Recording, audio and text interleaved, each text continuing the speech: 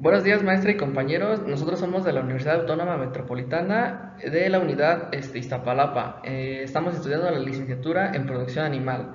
Somos el equipo 2, el cual está conformado por González Maldonado, Laura Paloma y Lovera Rivas Yair Vladimir. En esta ocasión les vamos a hablar un poco acerca de las plantas transgénicas, específicamente en la clase de avances y evaluaciones de las biotecnologías agropecuarias, que está a cargo de la profesora Casillas Ábalos Miriam Fayel.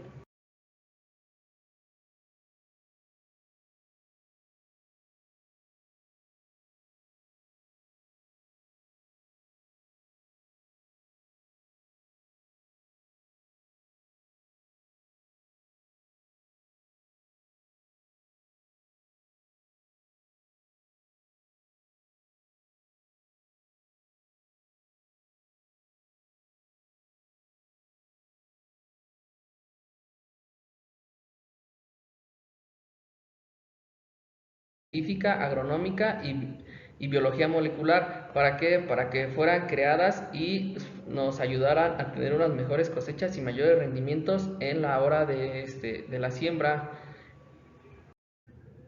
Bueno, una planta transgénica se le hace la transferencia de un gen en específico, no se le modifica todo el genoma.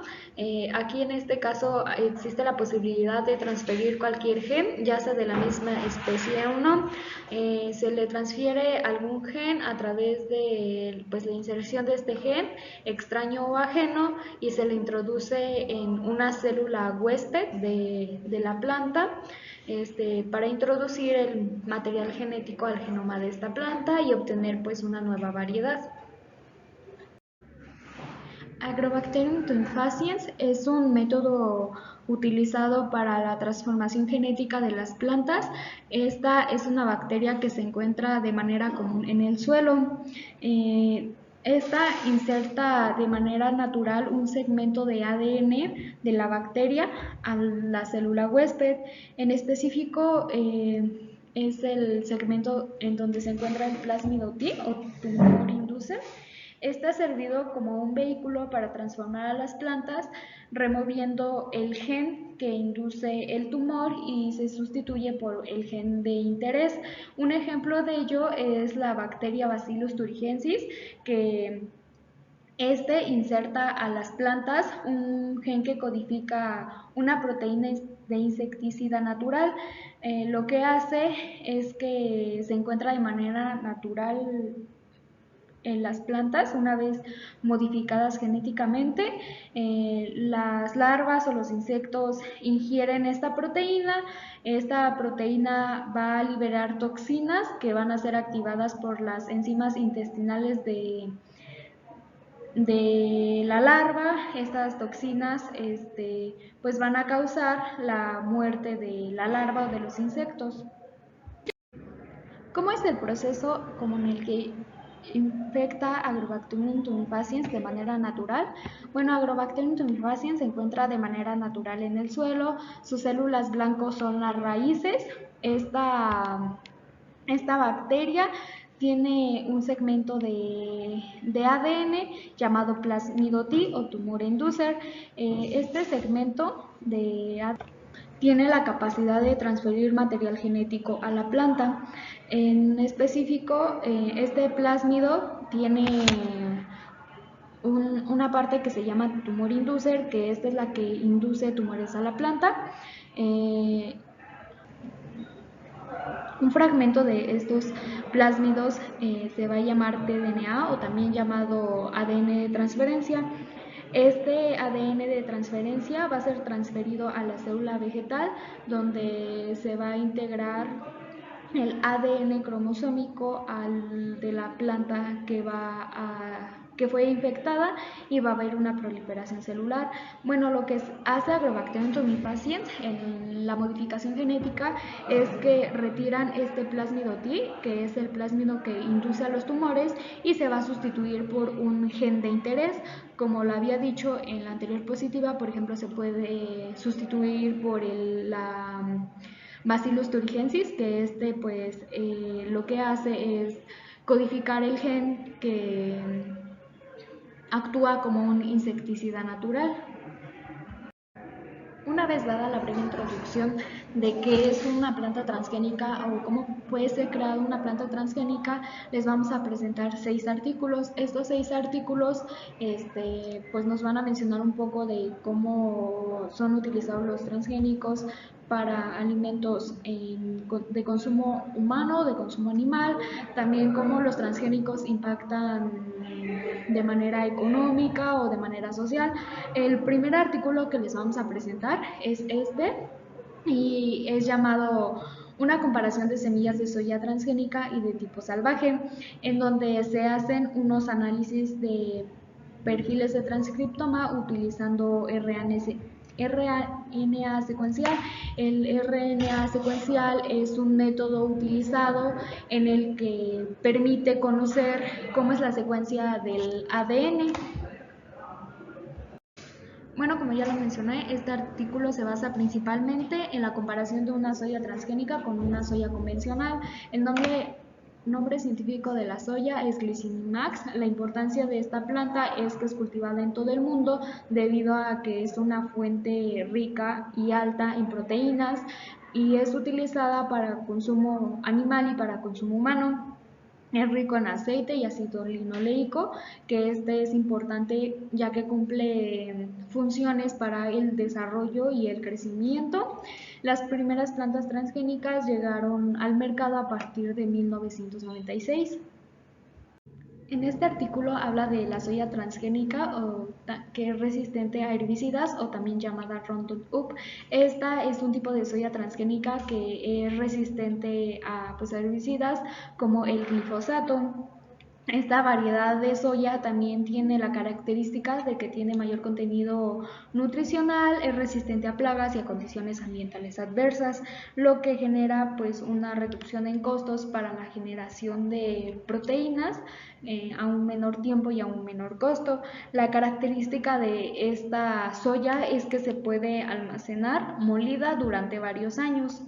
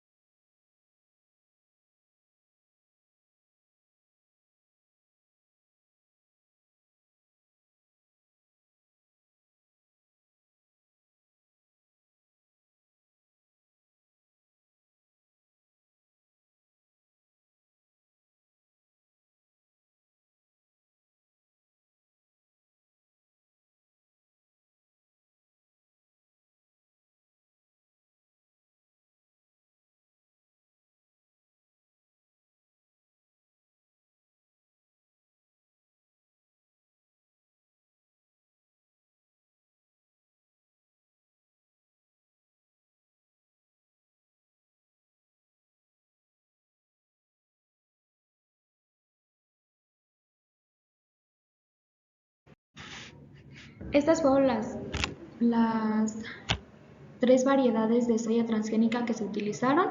La primera fue la ST77, que esta en su ADN tenía la capacidad de codificar la proteína tiroglobulina humana o HTG, que esta es una hormona que se produce en la tiroides y sirve para detectar células cancerígenas. La segunda variedad de soya que se utilizó fue la ST111, que esta produce la proteína básica de la mielina humana, que sirve, bueno, que esta es sintetizada en las células gliales y sirve para acelerar los impulsos nerviosos. Y la tercera variedad de soya transgénica que se utilizó fue la 764, que esta produce una forma no tóxica de una proteína de una vacuna que se utiliza para la estafilocócica, que bueno, en sí esta vacuna sirve para las afecciones a la piel. El ADN, bueno, la extracción del ADN fue de estas semillas, se extrajo del tejido del cotiledón de la semilla Una vez extraído el ADN, se extrajo la proteína de la semilla y se utilizó el RNA secuencial para estudiar la expresión genética. El RNA secuencial sirve para conocer la secuencia del ADN. En el resumen de este artículo es que se estudió la expresión genética dentro del tejido de las células transgénicas. Se estudió si este se altera cuando se producen y almacenan grandes cantidades de proteínas recombinantes, que son las que se producen cuando se hace cualquier modificación genética.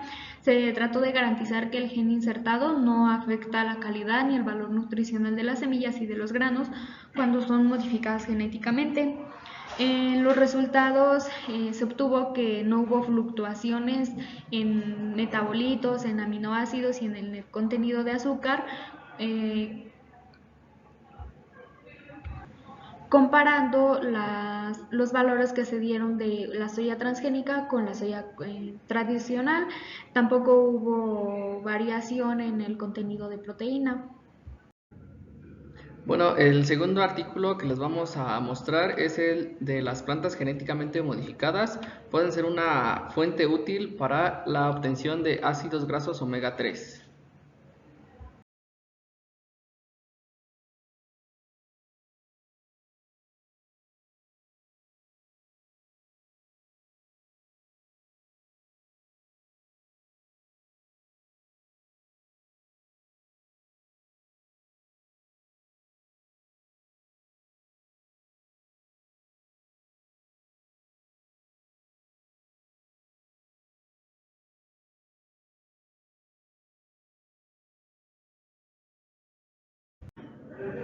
Los ácidos grasos esenciales, especialmente los omega 3, son esenciales para la salud humana debido a que nos ayudan a mantener los procesos fisiológicos celulares y también son esenciales para que nuestros tejidos y órganos tengan un correcto funcionamiento.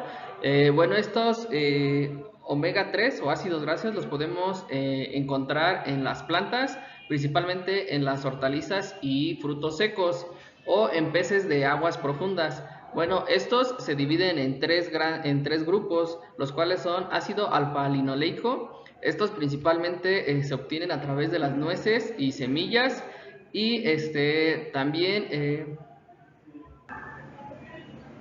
bueno, y estos dos grupos son ácidos grasos poliinsaturados o también conocidos PUFA. Se obtienen principalmente de los pescados, que es el ácido eicosepan ácido graso eicosapentaenoico y el ácido graso desahexanoico.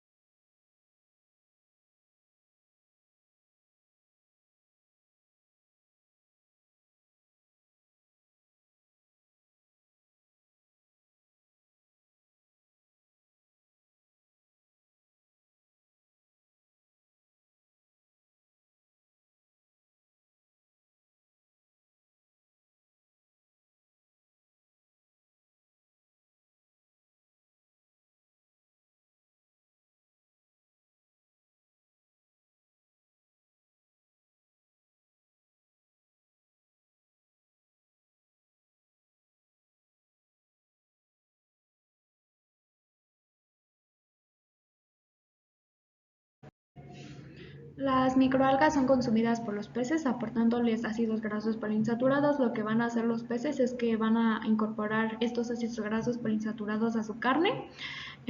Nosotros los consumimos, a los peces, bueno, nosotros consumimos su carne, consumiéndola pues consumimos estos ácidos grasos poliinsaturados. Este artículo resalta la transferencia de nuevos genes involucrados en la vía de biosíntesis de omega 3 a plantas superiores como son las semillas oleaginosas. Un ejemplo de ellos es la colza y la soya. Sin embargo, estas plantas, pues debido a que tienen la ausencia de la biosíntesis de omega 3, es necesaria la búsqueda de enzimas específicas que tengan la capacidad de producir estos aceites. Este es el tercer artículo que les vamos a presentar. Es de la exposición del ganado a alimentos genéticamente modificados y se trató de detectar y de medir cuando el ganado era expuesto a alimentos transgénicos. En la industria ganadera se emplean materias primas. En el caso de cereales, encontramos que pues, se dan de la dieta del animal, como maíz, cebada, trigo y avena. Como fuente de proteína, pues se utilizan cereales como la soya, las semillas de algodón y la canola. Bueno, como le mencioné, uno de los cereales que son utilizados para la alimentación del ganado es la cebada. En este caso, la cebada transgénica es el cuarto cereal más importante a nivel mundial debido a que tiene una alta producción. Esta producción ronda desde los 130 millones de toneladas anuales. La cebada transgénica tiene la característica de que tiene resistencia al frío, resistencia a la salinidad, a la sequía y a los alcalinos, lo que pues nos da un gran beneficio. Se detectó la existencia de más de 30.000 genes de la cebada. En el caso de la cebada transgénica tiene la característica de mayor mateado, o sea, mayores que produce mayores plantas, tiene resistencia a plagas, enfermedades y estrés hídrico. En esta imagen hace la comparación de una cebada transgénica con una cebada convencional. En este apartado tenemos la cebada convencional y en este la cebada transgénica. Podemos compararlas. En el caso del tamaño, son de mayor tamaño la cebada transgénica que la cebada convencional. Podemos también observar una mayor cantidad de granos en la cantidad de, pues de granos, del tamaño es mucho mayor. Otro de los cultivos que se utiliza más en la alimentación animal es el maíz transgénico. El maíz transgénico tiene características mejoradas. La principal característica del maíz transgénico es que se utiliza la inserción del Bacillus thuringiensis, que pues como ya lo mencioné, es una bacteria que produce una proteína de insecticida natural. Principalmente es un insecticida natural contra el gusano de la raíz del maíz y otras plagas. Este maíz transgénico resiste a sequías debido a que expresa una proteína de choque de frío. Este maíz también tiene la característica de que tiene mayor contenido de lisina. La importancia de este componente es que tiene efectos antivirales y también sirve como un antioxidante. Bueno, como ya lo había mencionado, este artículo trató de detectar el consumo de ingredientes provenientes de organismos genéticamente modificados en muestras de animales, tomando en cuenta que el procesamiento del alimento puede afectar la calidad y cantidad del ADN. Cuando digo procesamiento me refiero a la molienda, al calentamiento, a la fermentación de cualquier ingrediente. En este caso se utilizaron dos métodos para tratar de detectar. Fueron el primero la PCR, la reacción en cadena de polimerasa. Esta se utilizó para detectar genes insertados o directamente a la proteína del transgénico que se utilizó para alimentar al ganado. En la segunda fue el enzimoanálisis de la prueba de ELISA. En estos dos, cada uno tiene características específicas. El primero es que el ADN no se afecta por tratamientos y el segundo pues sus resultados pueden afectarse por tratamientos al alimento. Bueno, se tomaron en cuenta consideraciones para la detección de la ingesta de organismos genéticamente modificados.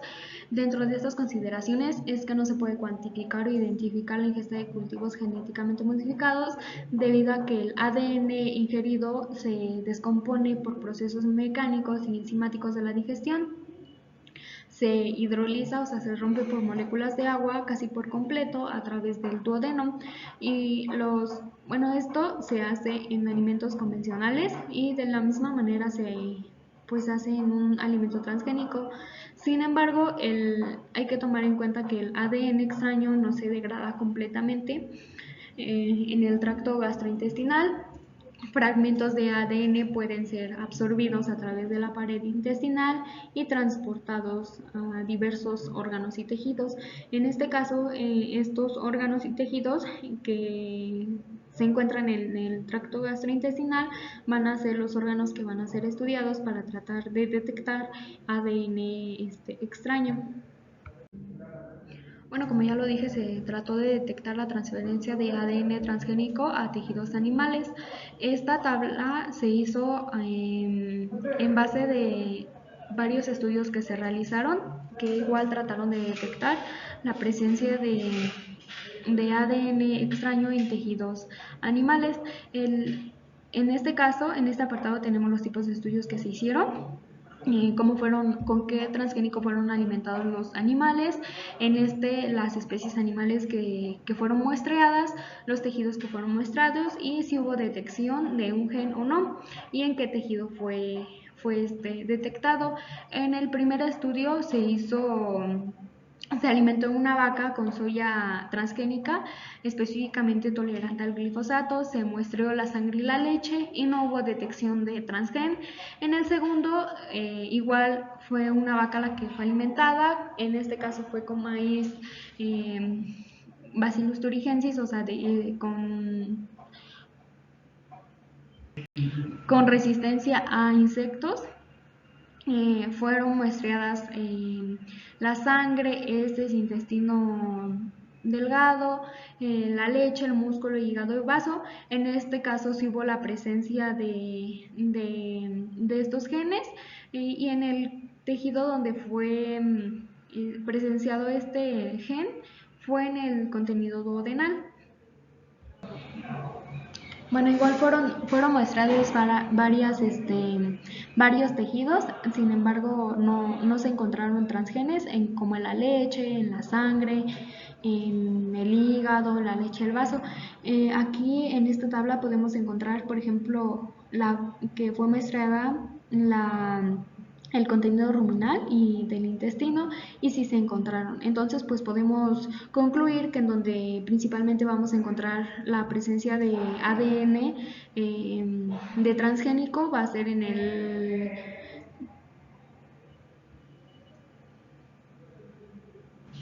en tejidos del tracto gastrointestinal. Bueno, como conclusión de este artículo es que desde 1980 se han llevado a cabo estudios para tratar de detectar ADN extraño en tejidos animales, sin embargo, pues no se ha generado información significativa.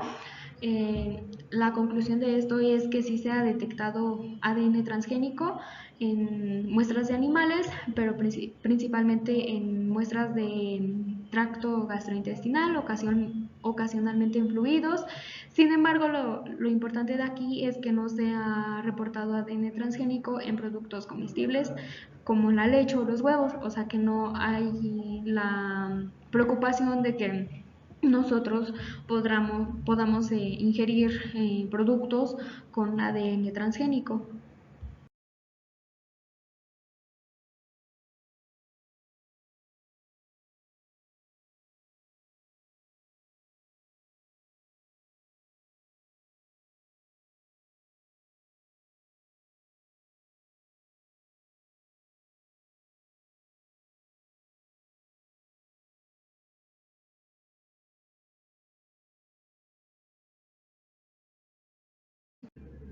Este artículo surge a base de que se tiene la preocupación del uso de alimentos transgénicos en las dietas de los animales. La preocupación que se tiene es que si el ADN de estos transgénicos y las proteínas se transfieren o acumulan en productos alimenticios como lo son la carne y los huevos, o si estos pues causan algunos daños a la salud humana. En este caso, en este artículo fue una revisión de estudios que se han hecho en la nutrición avícola que evalúan la seguridad de los cultivos transgénicos y también si se detectan proteínas y ADN extraños en muestras de carne, huevos o tejido de pollo y gallinas de engorde. En este caso menciona que se utiliza como modelo de estudio a los pollos y a las gallinas debido a que son de rápido crecimiento.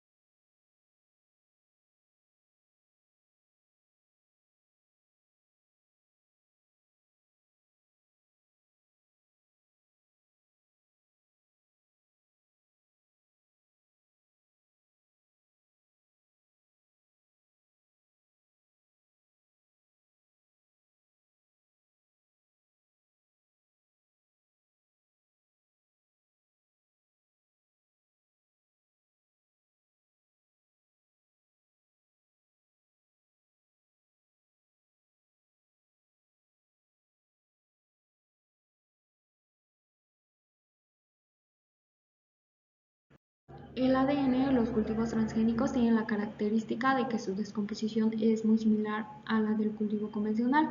Más del 85% del ADN se va a fragmentar en fragmentos más pequeños a través de enzimas se va a se va a fragmentar en nucleótidos antes de ingresar al duodeno. En este caso, en este caso se podría tener la preocupación si las toxinas, por ejemplo, de la Bacillus thuringiensis, se podrían ir a un tejido y que nosotros lo podamos consumir, sin embargo no, debido a que estas proteínas son de fácil digestibilidad y se hidrolizan. Las proteínas se van a ingerir y se van a absorber como péptidos o aminoácidos libres.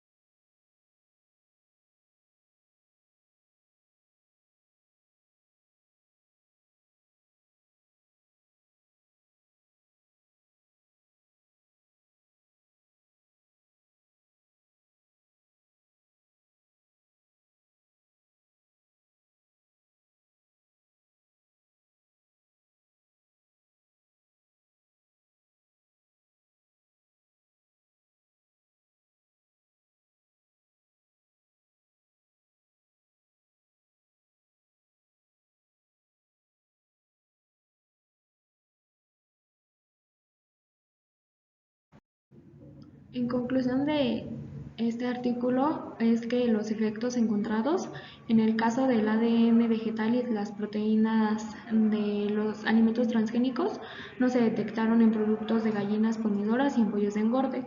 Tampoco hubo una composición nutricional alterada y tampoco se encontraron efectos nocivos. En el caso de los cultivos transgénicos también no en comparación con un convencional no se detectaron variabilidades en la composición, en el valor nutricional y en la digestibilidad. El quinto artículo que les vamos a hablar es el uso de cultivos genéticamente modificados en el impacto de emisiones de carbono. Bueno, como ya se sabe, las plantas transgénicas se empezaron a cultivar específicamente desde 1996, esto en una superficie de 1.6 millones de hectáreas, pero para 2020 se tiene el estimado de que ya se cultivan 186.6 millones de hectáreas con diferentes variedades de plantas genéticamente modificadas. Las principales plantas que se cultivan son la soya, el maíz, el algodón y la canola.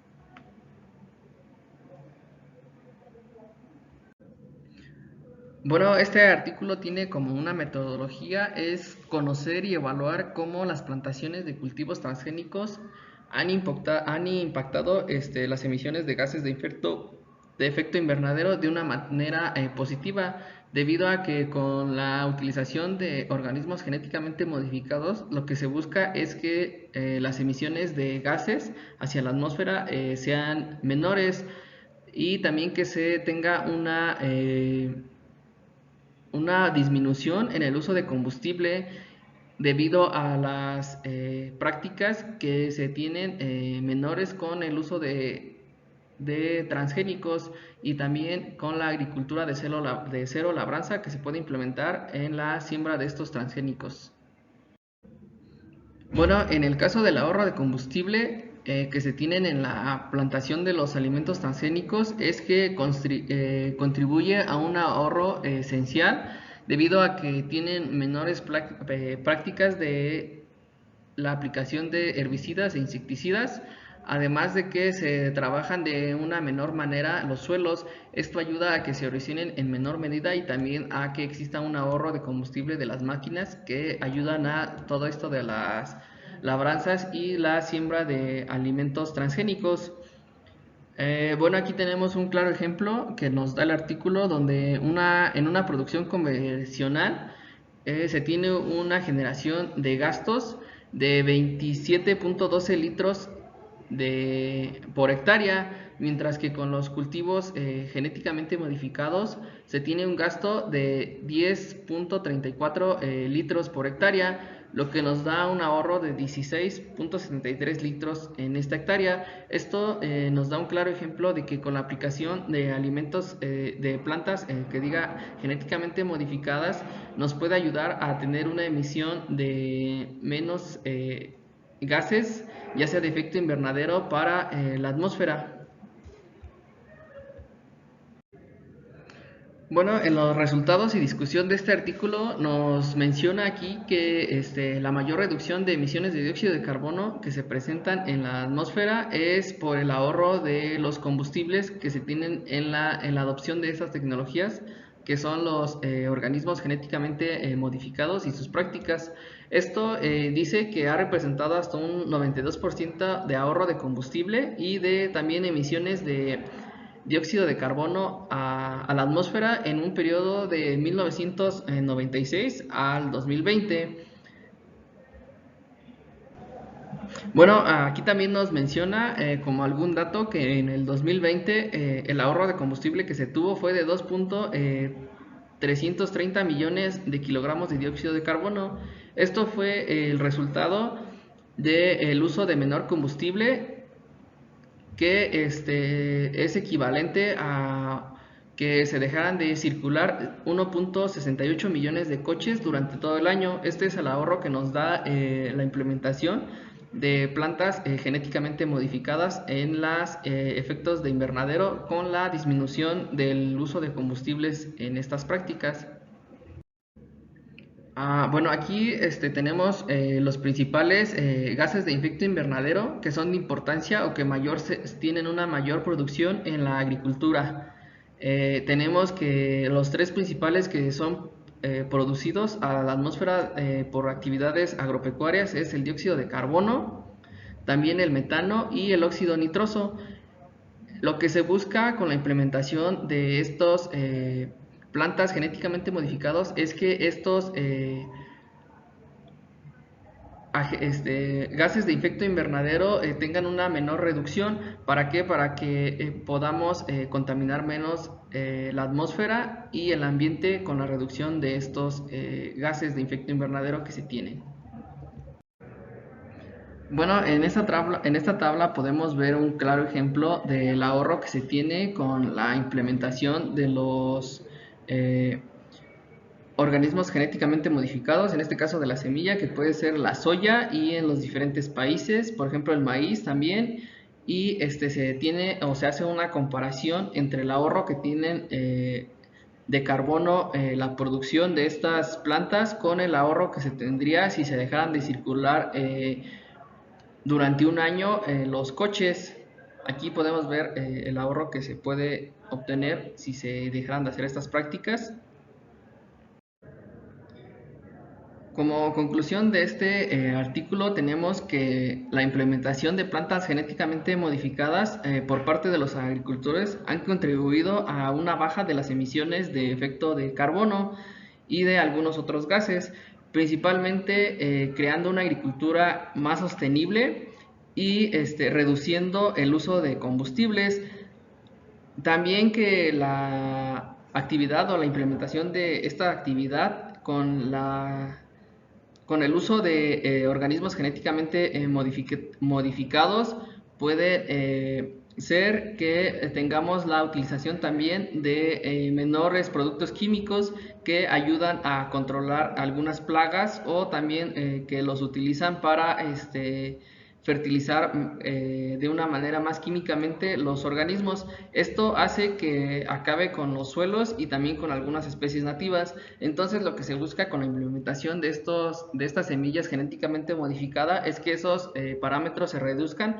¿Para qué? Para que la agricultura sea un poco menos dañina hacia el suelo y tengamos unos mejores resultados.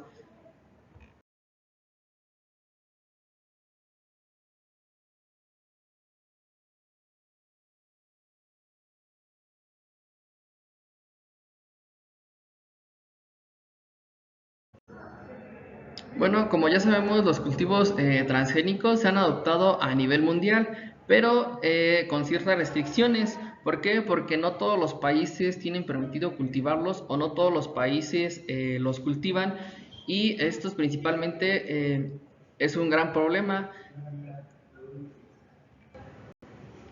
debido a que no todos los países tienen acceso. Y lo que se busca en este artículo es que los países que apenas van en desarrollo, entre ellos México, cómo es la rentabilidad que se tiene de las plantaciones de estos cultivos genéticamente modificados. También otro gran problema al cual se enfrentan los países en desarrollo es que tienen una baja capacitación de investigación agrícola, o sea, no saben un poco de cómo modificar genéticamente estos productos, ¿no? Y tampoco tienen tanta tecnología, ¿verdad?, para hacerlo. Y también que no tienen mucha tecnología o no la tienen al alcance de sus manos para poder modificar estos productos, y también para poder sembrarlos. También se tiene que las regulaciones ambientales son diferentes en cada país, y esto es que afecta también porque no todos los países aprueban el uso de los alimentos genéticamente modificados. Pero estos ayudan a una mayor seguridad alimentaria, ya que tenemos mayor producción con menor cantidad. También otro gran problema a los que se enfrentan los que cultivan estos alimentos transgénicos es que necesitan derechos de propiedad. O sea, nos quiere decir que no todos podemos sembrar estos cultivos, y si los sembramos necesitamos comprarlos a unos precios a veces son un poco altos, y no todos tenemos esa accesibilidad, o bueno, no todos los países tienen ese mercado agrícola para que sea de fácil acceso, para que los puedan comprar y cultivar en sus tierras.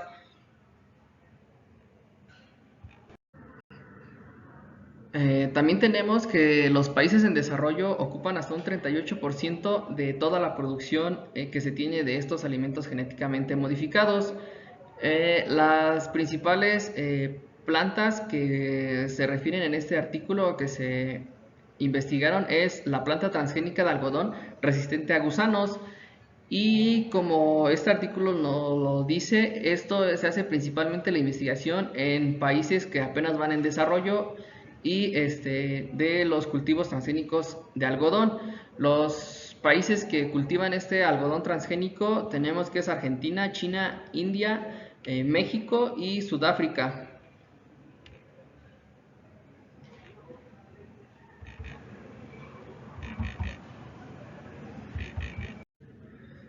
Bueno, específicamente en México, como tenemos esto de los alimentos transgénicos, principalmente la introducción del algodón, que es resistente a gusanos. Se dice que se introdujo la variedad de algodón IR disponible, y bueno, el gen que se le incorporó a esta planta de algodón es el Bacillus thuringiensis, conocido como BT, que tiene una mayor resistencia a las plagas de diferentes gama que se tiene de estas plagas. Bueno, esta se hizo una introducción de este algodón principalmente en la zona de la comarca lagunera, que es la zona donde se tenía registrado un mayor contaminación del algodón por estas plagas de cultivo, y lo que se hizo fue hacer la introducción de este algodón que fuera resistente a estas plagas de gusanos, para que se vieran los efectos que tenía principalmente en esta zona que es la comarca lagunera. Bueno, en México los resultados que se tuvieron en la zona de la comarca lagunera con las plantaciones de algodón genéticamente modificado y resistente a los gusanos fue que los agricultores tuvieron hasta un 83% mayor de rendimiento económico total que con los cultivos que no eran genéticamente modificados.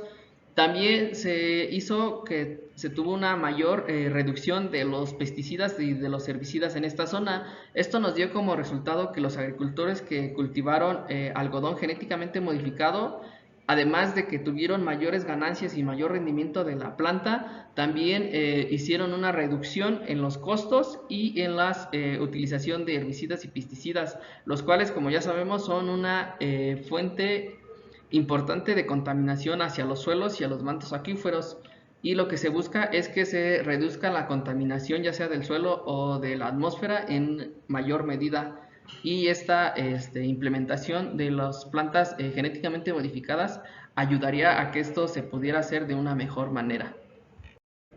Bueno, como conclusión de este artículo es que nos da que los países que van en desarrollo pueden beneficiarse con la plantación de estos cultivos transgénicos, ya que tienen una mayor producción de ellos y también les bajan los costos, pero uno de los problemas a los que se encuentran es que carecen de una de una capacitación institucional para garantizar a los agricultores que tengan acceso a estos productos y también que sean sembrados y cultivados de una manera correcta, para que los estándares que se esperan en la producción sean los adecuados y tengamos una producción competitiva y buena producción al final de la cosecha.